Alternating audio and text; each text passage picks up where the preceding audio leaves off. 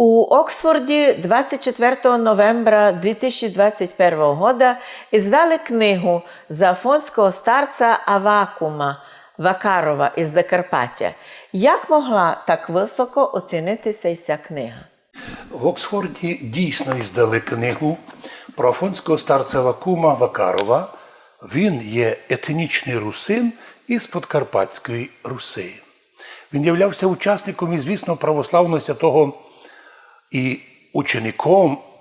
Він являвся учеником і, звісно, православного святого преподобного Силуана Афонського.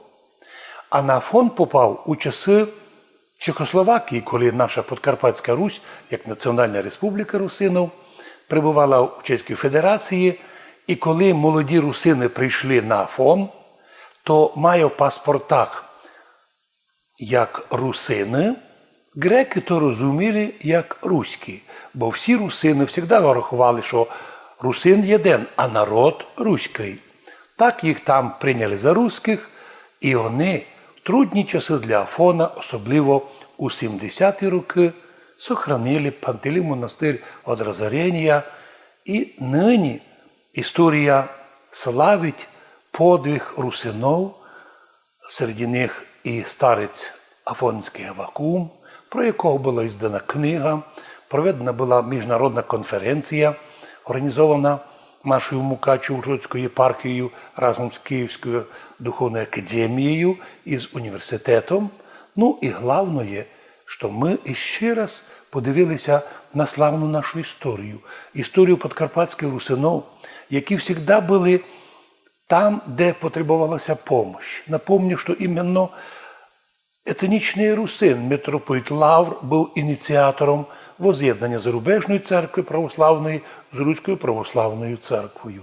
Іменно етнічні русини нині составляють більшинство Словацької православної церкви, хоча, напомню, словаки етнічно то чисті римо-католики, а іменно етнічні русини, як часть Карпато-Руської церкви, нині стали тепер Словацька православна церква, також і Польська православна церква костяком наші русини Лемки.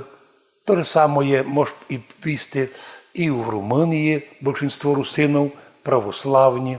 А так важливо пам'ятати, що американська православна церква в основанні своєї організації, в історії, побудові храмів має подвиг славних наших подкарпатських русинов. Книгу її здали совмісно з британським обществом The Friends of Mine Athos, тобто «Друзі Афона», офіційним патроном котрого є Його Величество сам принц Уельський Чарльз.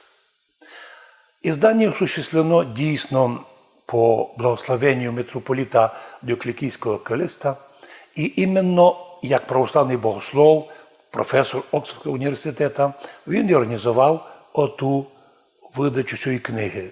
Книга невеличка об'ємом, 108 сторінок, але які вони важні.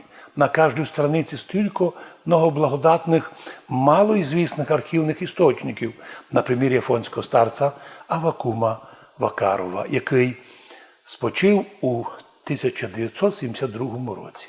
Описана історія перебування наших подкарпатських русинов на Афоні і в сохраненні Афонського Пантелеймонового монастиря, а також в тому, що ніколи зв'язки Карпатської Руси і Афона не переривалися за всі вище 1000 літ історії Афона.